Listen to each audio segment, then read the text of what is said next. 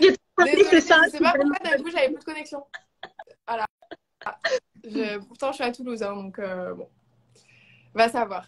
Du coup, on en était où? Oui, je te disais que c'est vrai que c'est pas facile parce que moi, j'ai souvent, j'ai souvent peur aussi d'avoir des trous de mémoire et de pas forcément me rappeler de ce que je voulais évoquer parce que c'est vrai qu'aujourd'hui, on a des vies un peu à 1000 à l'heure et où il faut beaucoup penser plein de choses en même temps. Moi, la première, vraiment. Et du coup, quand j'arrive sur scène et que je m'étais dit, tiens, Flo, il faut que tu dises ça, il suffit d'un moment de panique, d'un petit, je sais pas, une petite pensée, tu vois quelqu'un dans le public que tu connais, etc., quelque chose d'autre, pour qu'au final, tu te souviennes même plus ce que tu voulais dire. Et c'est vrai que c'est quelque chose de flippant, mais en même temps, je me dis, quand c'est un discours, tu vois, quand c'est un discours pour une élection, par exemple, tu sais comment tu t'appelles, tu sais ce que tu aimes dans la vie. Alors oui, c'est pas simple parce qu'il faut le résumer, parce que tu as un temps tu es timé, mais en même temps, tu sais, tu peux retrouver le fil. Mais quand c'est par exemple une question ouverte où tu voulais vraiment aborder un sujet en particulier, ou alors, je sais pas moi, remercier une personne et tu te souviens plus de la... Enfin, je sais pas, il y a des choses, des fois ça fait flipper parce que tu te dis, si tu l'oublies, tu passes totalement à côté du message que tu voulais faire passer ou ce genre de choses. Donc, ouais, la carte mentale, ça peut être vraiment bien pour ça. Et je pense que même à l'écrit, même quand on veut apprendre quelque chose, toujours faire une carte mentale, je pense que ça nous permet de oublier le moins de choses possible, quoi. Donc très intéressant. Du coup, Oui. la surprise. Du coup, donc Cindy, tu es présentatrice, tu es aussi autrice et tu as rédigé un nouveau roman. Et du coup, ce roman, il aborde un sujet qui me tient à cœur. Et donc, du coup, déjà, pour un peu situer tous ceux qui nous regardent, toi, tu es autrice depuis quand? Et comment ça t'est venu? Euh, En fait, je pense que j'écris depuis que je suis toute petite. J'étais quelqu'un d'assez introverti. Je m'exprimais peu à l'oral, mais beaucoup à l'écrit. J'écrivais sur toutes les misères du monde quand j'étais plus jeune. Je jouais pas à la Barbie, je jouais pas à la poupée. Je prenais un papier d'eau et c'était vraiment ce qui me suffisait pour pouvoir m'épanouir. Mais j'ai jamais pensé que je pouvais être à la hauteur de devenir auteur ou C'est romancière. vrai? Donc c'est quelque chose que j'ai laissé de côté jusqu'à ce que ma maman, alors une maman, on le sait, hein, c'est jamais très objectif, mais elle a toujours cru en moi, elle m'a toujours poussée, elle m'a toujours bousculée pour me dire que elle croyait en mon potentiel d'écriture. Et c'est en ce sens-là qu'en 2016, pour répondre à ta question, j'ai écrit mon premier livre, puis le second, tous deux étroitement liés à ce qui relève du développement personnel, tu sais, des ouvrages Ouais. pratico-pratiques dans lesquels on peut puiser des conseils stratégiques pour aller de l'avant. Même maman, qui est tout sauf pédagogue, Mais il m'a en faut, dit, il en faut. ah Des ouais, personnes ouais, qui te ouais. poussent comme ça, Mais, il en faut. mais alors, elle m'a dit avec son tact olympien, bon, ma fille, c'est bien beau, tes deux faux livres, mais c'est quand que t'en écris des vrais. Alors, sur le coup, j'ai pas su comment le prendre et j'ai compris quand même hein, que c'était un affront par rapport à mon style d'écriture. Mais ma maman, elle considère comme étant un vrai livre, un roman. Tout ce qui ne rentre Ah, pas dans la d'accord. catégorie, Ok. Donc tout ce qui n'est pas roman, elle s'en fiche, quoi. voilà, ça Ok. l'intéresse pas. Et du coup, là, c'était quand même encore autre chose. Hein, c'était encore une autre corde. Là, c'est vraiment plongé dans un univers. Et malgré tout, je te confie quelque chose Ouais. rapido. Euh, Ça faisait 10 ans que j'étais avec mon mari et il m'a pas offert des chocolats, il m'a pas offert des fleurs, il m'a pas offert du parfum. Il nous a offert de donner notre nom à une étoile. Oh, Et pourquoi je te dis ça? C'est que j'ai trouvé ça tellement mignon que je savais même pas que c'était rendu possible, que je l'ai pas remercié et que je lui ai dit, mon chéri, si un jour j'écris, ce sera le titre de mon premier roman. oh. Et en fait, couplé au fait que ma maman me bousculait et que ce titre, et j'ai donné son nom à une étoile qui gambergeait dans ma tête, est né le premier roman. Et depuis lors, 3 ont été rédigés grâce à la confiance de mes lecteurs que je remercie infiniment. Et ce pourquoi tu parlais de surprise, eh bien, c'est que le 4e roman, il est là dans Ouais. le murmure du vent. Tu l'as? bleu et rose. Et à toutes les demoiselles et les messieurs qui nous écoutent, je ne sais pas si vous voyez ce qu'il est écrit ici. Est-ce que vous le voyez? Ah, Ah, il y a marqué attention, est-ce qu'il y a quelqu'un dans le chat il y qui a arrive à marqué voir?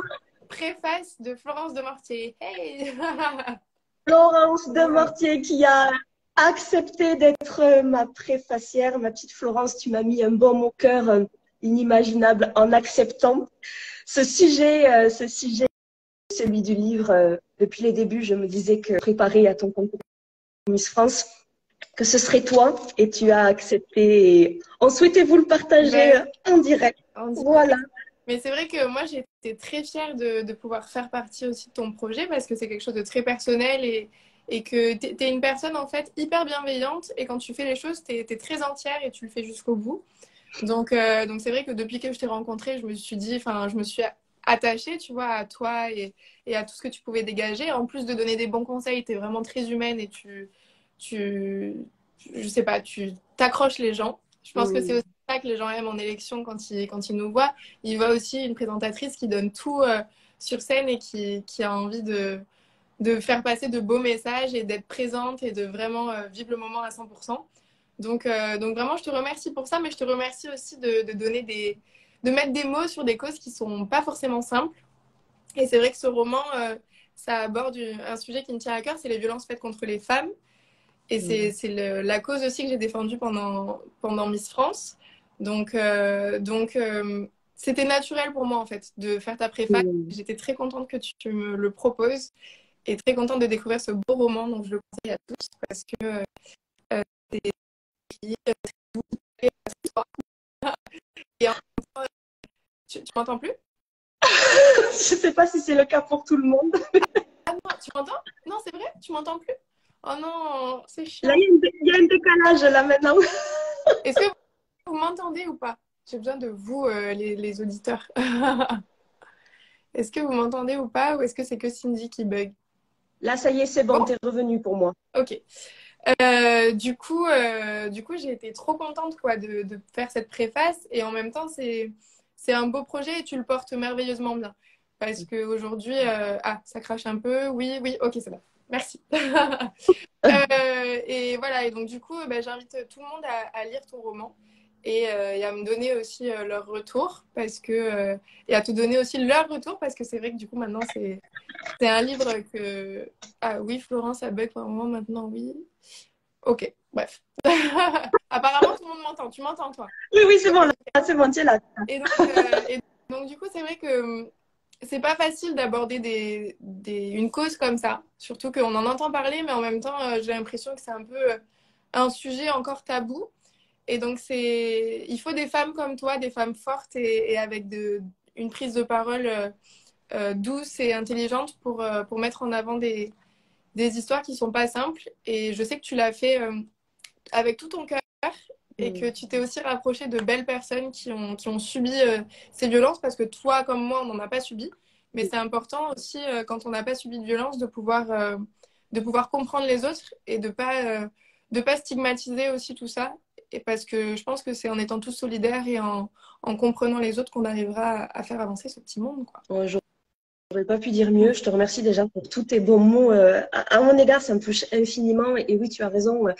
C'était très important pour moi de ne pas. Enfin, comment dire, j'ai la chance pour le coup de ne pas avoir vécu quoi que ce soit qui se Ben, rapproche avec la thématique de ce livre. Mais tu l'as dit, chaque mot qui a été apposé en ce sens, l'a été grâce à des dames qui ont témoigné. Ça m'a chamboulé, ça m'a remué le cœur. J'en avais les larmes aux yeux parce que parfois on peut ne pas se rendre compte de ce que ça suppose, de ce que ça sous-entend.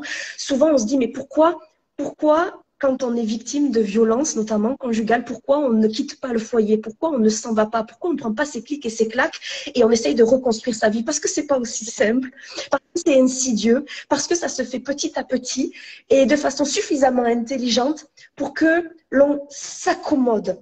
Et ça, c'est terrible, pour que l'on compose avec la situation. Et parce que quand on commence à nous rabaisser régulièrement, on finit par avoir le sentiment que quoi qu'il en soit, on ne vaut pas grand-chose et que du coup, qui voudrait de nous? autre que la personne qui vit déjà avec nous. Et donc, du coup, il y a tout un mécanisme psychologique qui est d'une violence inouïe. Et j'avais envie d'aborder ce sujet tout en n'omettant pas, malgré tout, parce que tu l'as compris, mes livres portent sur le rebond, sur la résilience, sur la reconstruction et sur l'espoir que l'on peut en retirer. Et donc, ça reste quand même un beau livre qui relate malgré tout en parallèle une belle histoire d'amour. Donc, j'espère quand même qu'on ne sera pas dans quelque chose de tout noir, même si, même si la couverture elle est rose, c'est pas un roman à l'eau rose. Non, c'est clair. En fait, pour donner un petit peu de ce que tu partages dans ton roman sans en dire trop, c'est vrai que ça aborde une cause qui est sensible, mais en même temps, ça l'aborde d'une douceur, en fait. Parce que tu parles d'histoire d'amour, tu parles d'espoir, en fait, tu donnes aussi espoir aux gens et on n'a pas besoin d'avoir subi des violences pour le lire parce que il se lit très facilement et on n'a pas besoin de forcément se retrouver derrière cette histoire pour comprendre que ça nous touche à tous, quoi. Donc franchement, bravo. Bravo et quel honneur de pouvoir écrire ta préface. Merci beaucoup à toi pour ta confiance. Et du coup, ce livre, on peut le retrouver où et quand? Alors, ce livre, eh bien, il sort très officiellement ce mercredi 12, mais il est depuis hier en précommande et on peut le retrouver sur mon site internet tremplincarrière.com. Si vous tapez sur internet Cindy Trier roman ou boutique Tremplin Carrière ou boutique Cindy Trier, vous aurez l'ensemble des résumés, des avis qui m'ont été pour les premiers à poser et avec la possibilité de le commander. Et si vous le souhaitez, que je puisse apposer un petit mot personnalisé pour chacun d'entre vous. Carrément. Moi, j'ai eu mon petit mot personnalisé personnellement. Ça, c'était obligé. Jaloux. Non, mais ouais, c'est une chance d'avoir rencontré une belle personne comme toi au cours de cette aventure et de pouvoir aussi associer mon nom au tien dans ce roman. Donc, je suis très contente. Ah, mais vraiment, merci du fond du cœur. Et puis, vous pourrez voir, pour ceux qui sont les plus curieux, que la préface qui a été rédigée, elle est belle et riche de sens. Et pour être honnête, tu t'en souviens, Florence, lorsque j'ai reçu ton texte, j'étais en train de petit déjeuner et j'étais en train de boire mon thé et j'ai posé ma tasse et je me suis mise à pleurer. Oh, trop mignonne. Ça m'a touchée parce que chaque mot évoquait quelque chose de juste, fait avec une grande finesse. Et j'étais très fière de toi, de la personne que tu es et d'avoir ton soutien. Ça n'a pas de prix, donc merci beaucoup. Et avant qu'on se quitte, j'aurais aimé savoir aussi, je sais que tu as obtenu le soutien d'une personne connue dans le monde littéraire.